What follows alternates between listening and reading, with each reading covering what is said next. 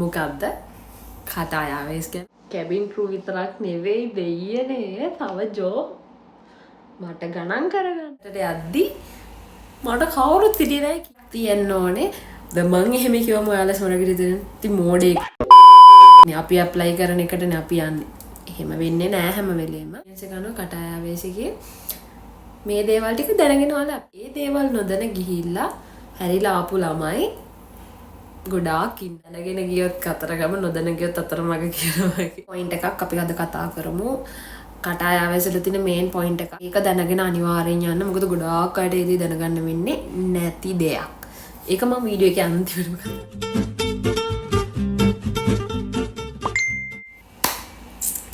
Hello lamai. Welcome to my YouTube channel. කියන්නේ අලුත්ම video එකක්. මේක මගේ පළවෙනි වීඩියෝ එක. ඒකෙන් ෂෙයා කරගන්න හදන්නේ ගොඩක් ගෑනු ළමයි බලන් ඉන්න ටොපික් එකක් ගැන. ගොඩාක් අය ආසාවෙන් ඉන්න ටොපික් එකක්. මොකක්ද? කතායාවේස් ගැන කවුරුවත් හිතන්නේ නැති පැති. මට මම ඒ රටට යද්දි මට කවුරුත් හිටියේ නැහැ කියන්න සහ මම කියන එක ඔයාලා ප්‍රූෆ් කරයි මේ නිකමට සර්ච් කරලා බලන්නකෝ මේ කතායාවේසිකේ අනිත් ජොබ් ගැන. except cabin crew ගැන නැතුව වෙන ජොබ් එකක් ගැන හොයලා බලන්න කිසිම තැනක කොහෙවත් සඳහනක් නැහැ. මම ඒ රටට යද්දී අලුතරමේ ඒකේ තව ගොඩාක් දැනගන්න දේවල් තියෙනවා. කිසිම වචනයක් ගැනවත් මට ඒ social media through නම් හොයාගන්න බැරි වුණා.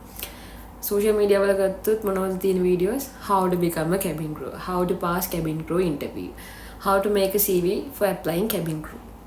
කැබින් ක්‍රූ ෆෝකස් කරලා වීඩියෝස් බර ගානක් සෝෂල් මීඩියා වල YouTube වල මේන්ඩි තිබ්බට ඊට අමතරව අපි දැනගන්න ඕනේ දේවල් කිසිම දෙයක සඳහනක් තිබ්බේ නැහැ. අඩුතරම මම බැලුවා ජොබ් පොසිෂන් එකකට ගැලපෙන යුනිෆෝම් එකවත් අඩුතරම සෝෂල් මීඩියා වල තියෙනවද කියලා. නෑ ඒ තිබ්බෙත් නැහැ. ඉතින් එහෙට ගියාට පස්සේ තමයි අපි මේ ඩීටේල්ස් ගැදර් කරගන්නේ. නිකමට එකමඩේෂන් එකකවත් වීඩියෝ එකක් මට තිබ්බේ නැහැ බලන්න මොන වගේද කියලා ඇට්ලීස්ට්. ඉතින් මම මේ වීඩියෝ එකෙන් ඔයාලත් එක්ක ෂෙයා කරගන්නවා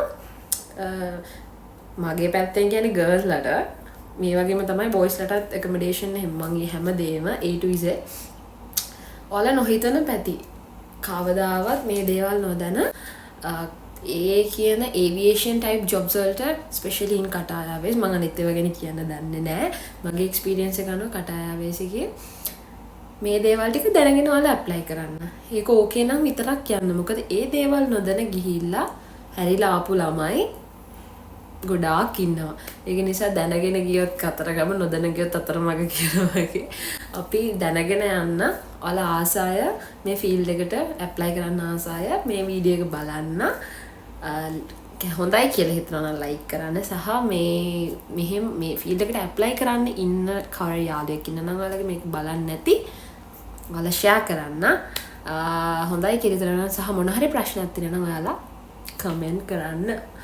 ඕකේ එහෙනම් අපි යමු වීඩියෝ එකට. ෂෙයා කරගමු. දැන් අද මේන්ටි අපි කතා කරමු. මම කතා කරන්න හිතුවා දැන් කවුරුරි කිව්වම කටායාවේස් කියලා ඔයාලා හිතනවා මම සිලෙක්ට් වෙන්නේ කටායාවේස්. අනේ නෑ දෙයිනේ තව ගොඩාක් තියෙනවා. මේන්ලි අපි ගත්තොත් කම්පනීස් 5ක් තියෙනවා. අපි මම 5 මෙතනින් දාන්න. 5 ගැන අපි එකින් එකට කතා කරමු. මොකද ඇයි එහෙම අපි කතා කරන්න ඕනේ?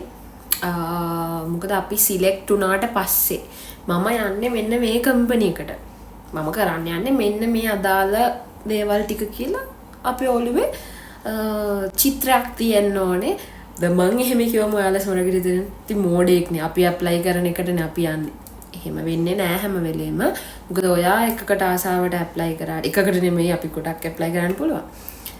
ඇප්ලයි කරාට සමහරක් වෙලාවට ඔයාගේ තියෙන ක්වොලිෆිකේෂන්ස් අනුව ඔයාගේ තියෙන එක්ස්පීරියන්ස් අනුව ඔයාගේ CV එක සමහරක් වෙලාවට රිජෙක්ට් කරන්නේ නැහැ. ඔයාලගේ CV එක රිජෙක්ට් කරන වෙලාවලුත් තියෙනවා. රිජෙක්ට් වෙනවා. රිජෙක්ට් කරන්නේ නැති වුණොත් හදිසියවත් ඔයාගේ CV එක දාන ඔයාලා ටැලන්ට් පූල්. ටැලන්ට් පූල් කියලා කියන්නේ තව ඔයාලගේ වගේම සමාන CVs ඒ ගොඩට දාලා එතනින් ඔයාව ගන්න පුළුවන්ද කියලා බලලා මොකක් හරි පොසිෂන් එකකට දැනට ඉතුරු වෙලා තියෙන. ඉතින් එතකොට සමහරවිට අපි ඇප්ලයි කරපෙකට නෙමෙයි අපි යන්නේ වෙනම එකකට. දැන් මම දැක්ක දෙයක් තමයි මගේ බැච් වලත් හිටියා හැම අය ඇවිල්ලා තියෙන ජොබ් ටයිටල් එකවත් දන්නේ නැහැ. මම මොකක්ද මේ කරන්න ඇවිල්ලා තියෙන්නේ මං කටායාවෙස්යක්. ඒක කටායාවෙස් කියලා කියන්නේ ලෝකෙ තියෙන හොඳම ලීඩින් කම්පැනි එකක් සහ ඩ්‍රීම් කම්පැනි එකක් නේ. ගොඩක් අයගේ ඩ්‍රීම් කම්පැනි එකක්. එතකොට ඒකට සිලෙක්ට් වුණ ගමන් මොනවද කින්දමක්ද අදාළ නැහැ. ගියා බඩු ටික පැක් කරගත්තා. කොල්ල හෝ කෙල්ල මිසින්. එහෙම නෙමෙයි. එහෙම කොල්ල හෝ කෙල්ල මිසින් වෙච්ච ළමයි සමහරු ඇවිල්ලා ඊළඟ දවසේම රෙසිග්නේෂන් හෑන්ඩ් ඕවර් කරලා මාසෙන් යන අය ඉන්නවා. සමහරු සල්ලි අතින් දීලා යන අය ඉන්නවා. සමහරු ලස්සනට රස්සාව කරගෙන අවුරුදු 10 15 20 ඉන්න අයත් ඉන්නවා. ඒක නිසා දැනගෙන ගියොත් කතා ගම නොදැන ගියොත් අතරමඟ වගේ අපි දැනගමු කටායාවෙස් කියලා කියන මේන් කම්පනීස් පහ මොනවද? ඔයා යන්නේ මොන වගේ එකකටද? සහ තව එක පොයින්ට් එකක් අපි අද කතා කරමු. කටායාවෙස් වල තියෙන මේන් පොයින්ට් එකක්. ඒක දැනගෙන අනිවාර්යෙන් යන්න. මොකද ගොඩාක් අයට ඒදී දැනගන්න වෙන්නේ නැති දෙයක්. ඒක මම වීඩියෝ එකේ අන්තිමටම කතා කරන්න. ඊතර දේවල් ටික අපි ඊළඟ වීඩියෝස් වලින් මම ගේන්නම්. තව ගොඩාක් තියෙනවා ෂෙයා කරගන්න. මම ගියපු එකේ ඉඳන් මේ රට කොහොමද අපි ඇප්ලිකේෂන් එකක් කොහොමද සබ්මිට් කරන්නේ සහ මගේ එක්ස්පීරියන්ස් එක අපි ඔක්කොම කතා කරමු. සෝ අද අපි අද ටොපික් එකට මුලින්ම මොනවද කටායාවෙස් වල තියෙන මේන් කම්පනීස් පහ.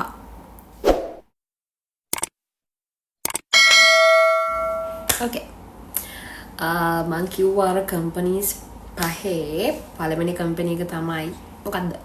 හැමෝම දන්න කටායාවෙස් කියලා කියන්නේ. එතකොට ගණන් ගන්නම මම මේ බලබල කියන්නේ නැත්නම් ඔක්කොම out of topic කතා කරනවා. ඒ නිසා මම මේ කම්පැනිස් ටිකයි ඒ ටික මම ලිස්ට් ඩවුන් කරගත්තා. පළවෙනි කම්පැනි එක තමයි කටායාවෙස් කියලා කියන්නේ. ඒක තමයි main passenger airline එක. As you all know ඒක තමයි main passenger airline එක කටායාවෙස් කියන කම්පැනි එක. ඒක කටායාවෙස් කියලා කියන්නේ එක කම්පැනි එකක් විතරයි. කටායාවෙස් ඇතුලේ තියෙන එක කම්පැනි එකක් විතරයි කටායාවෙස් කියලා කියන්නේ. එතකොට දෙක ගත්තොත් මේන් කම්පැනි එක QDF කියලා කියන්නේ Qatar Duty Free. මොනවද ඒක වෙන්නේ? මේන්ලි ගත්තොත් retail and shopping operations නැත්නම් operations ටික වෙන්නේ QDF එක ඇතුලේ. එතකොට ඔයාලා කටාර් එයාපෝට් එක දැකලා තියෙනවද දන්නේ නැහැ. හමාඩ් ඉන්ටර්නැෂනල් එයාපෝට් කියලා කියන්නේ. ඒක ඇවිදින්න, ඒ කියන්නේ ඒක බලන්න ඕන නම් පැය ගාණක් තියලා එන්න ඕනේ. ඒ කියන්නේ ලාස්ට් මොමන්ට් එකේදී එයාපෝට් එක බලන්න බෑ. එච්චරකට ඒක ලොකුයි, එච්චරකට ඒක ලස්සනයි. එතකොට එච්චර ලොකු එයාපෝට් එකේ තනිකර ඔපරේෂන්ස් දුවන්නේ QDF කියන කම්පැනි එක යටතේ. ඔයාලා හිතන්න දවසක ආදායම හෝ ඒකේ ඔපරේෂන්ස් වෙන්න එම්ප්ලොයිස්ලා කී දහහක් ඇතිද කියලා අපිට ගණන් කරගන්න බැරි තරම් ආදායමක් එනවා සහ ගණන් කරගන්න බැරි තරම් එම්ප්ලොයිස්ලා සංඛ්‍යාවක් QDF එකේ වර්ක් කරනවා. එතකොට ඒකේ අවම සේවකයා ඉඳන් ලොකුම මට්ටමේ මැනේජරියල් පොසිෂන්ස් එනකම්ම QDF එකේ වර්ක් කරනවා. එතකොට මම අර කිව්ව අත්‍යවශ්‍ය පොයින්ට් එක මම ටොපික් එක අන්තිමට එන්නයි මොකක්ද කියන්නේ කියලා. එතකොට මේ QDF එකට එක මේන්ලි බලපානවා. අපි ඊට පස්සේ QDF එකේ මම කිව්වොත් රෙස්ටෝරන්ට්ස් තියෙනවා, පොඩි කැෆේස් තියෙනවා, හොටෙල්ස් වගේ දේවල් තියෙනවා.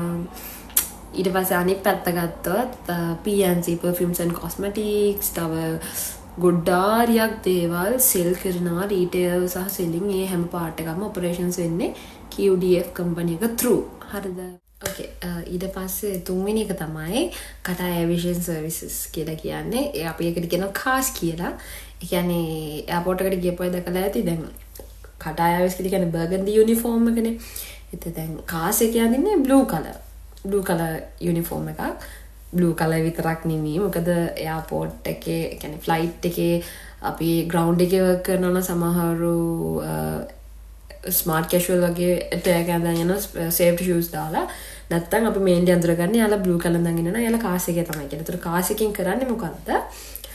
බැගේජ් හැන්ඩ්ලින් කරනවා, ග්‍රවුන්ඩ් හැන්ඩ්ලින් කරනවා, රෑම්ප් ඒක කරනවා. ඊට පස්සේ ගොඩක් එයාපෝට් සර්විසස් කරන්නේ මේ කියන කාස් එක through. එතකොට ඒකත් ලොකු කම්පැනි එකක්. ඒක වෙනම එකක්. ඊට පස්සේ 4 වෙනි එක 5 වෙනි එකද මම දන්නේ. 4 වෙනි එක නේද? Qatar Airways Cargo. එතකොට කාගෝ සර්විසස් උත් තියෙනවා Qatar Airways එක through.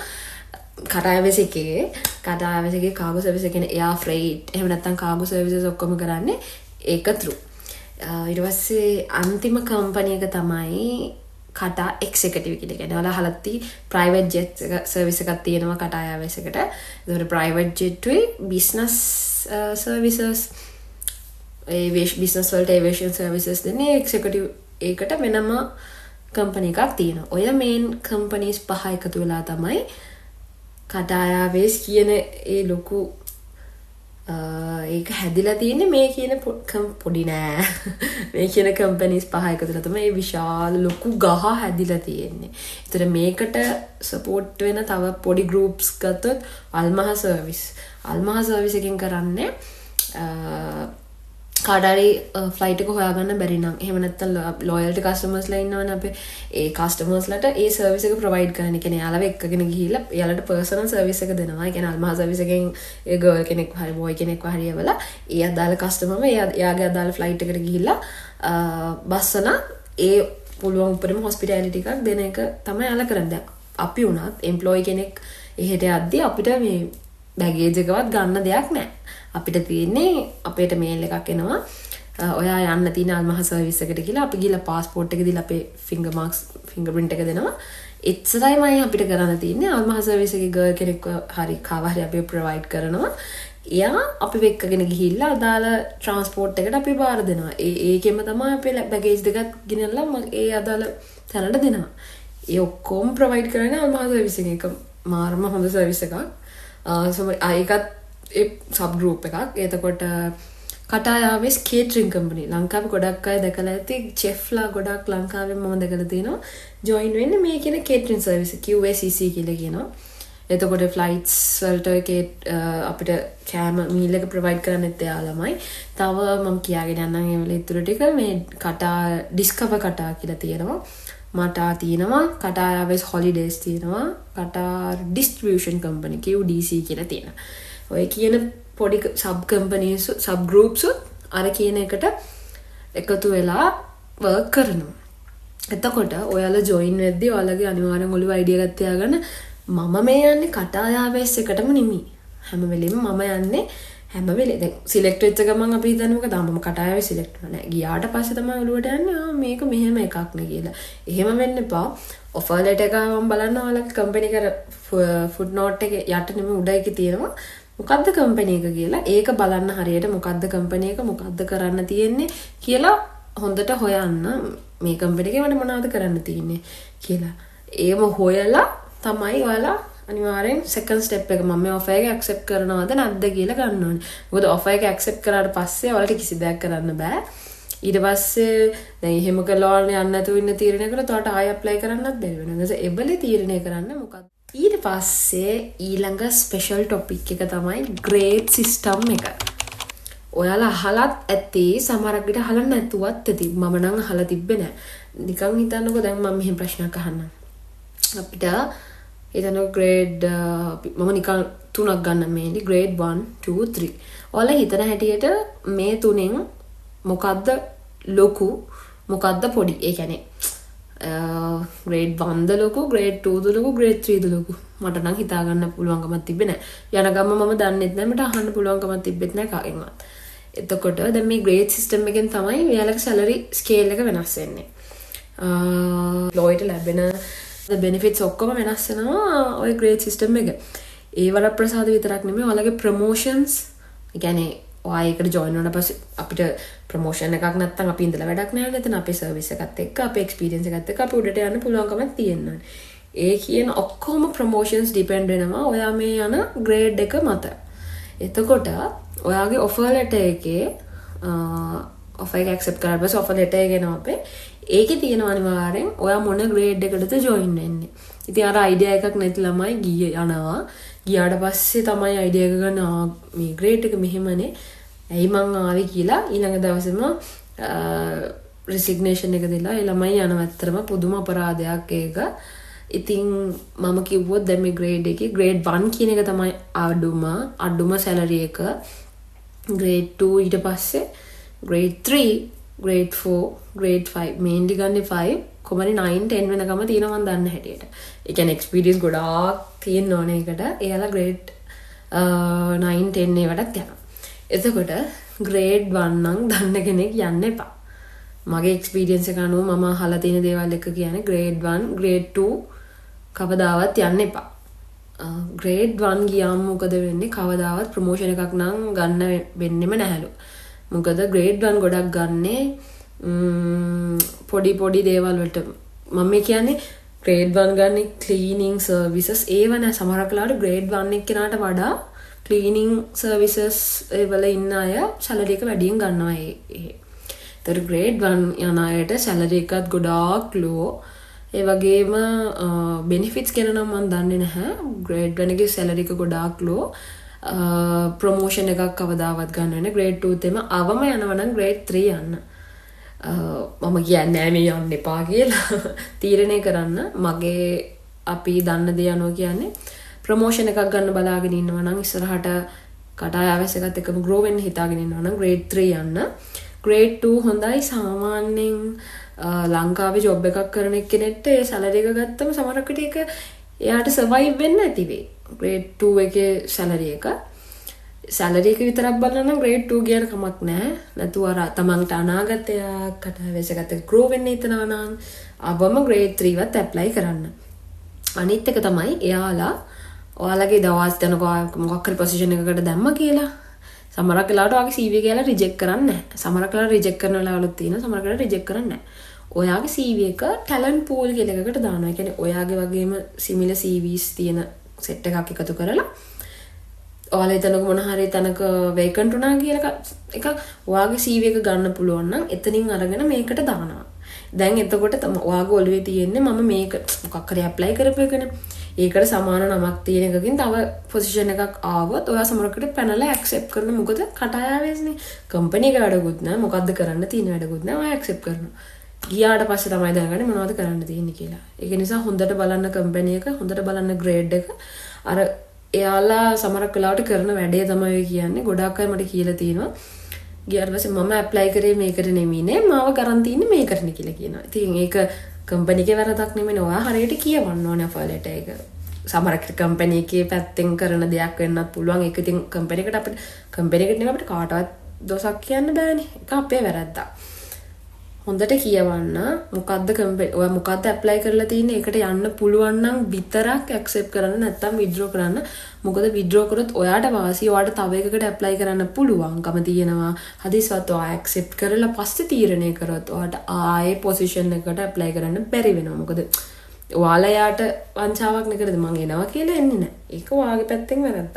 ඒක නිසා හොඳට හිතන්න grade 1 නම් යන්න මෙපා. 2 කියන එක salary එක විතරක් අවම ජීවන මට්ටමක් බලාපොරොත්තු වෙනවා නම් යන්න. නැත්නම් අවම යනවා නම් grade 3 වත් යන්න. 3 4 5 යන්න පුළුවන් නම් ලොවෙත් ගොඩ කිසි ප්‍රශ්නයක් නැහැ. ඒක නිසා මම කිව්ව දේවල් හොඳට මතක තියාගන්න. තව ඔය වගේ වැදගත් දේවල් ගොඩාරියක් තියෙනවා. ගිහිල්ලා අපි අත්දැක්ක දේවල් මම ඒ ටිකත් share කරගන්නම්. ඔයාලගේ මොන හරි ප්‍රශ්නයක් තියෙනවා නම් comment කරන්න. ඒ අනුව මම තීරණය ගන්නම් ඉස්සරහට කොහොමද මම දන්න දේවල් ටික ඔයාලත් එක්ක share කරගන්නේ කියලා. Okay now bye. like කරන්න, comment කරන්න, share කරන්න. වැදගත් වෙලා කියලා හිතනවා නම් මොන හරි තියෙනවා නම් ඔයාලා අනිවාර්යයෙන්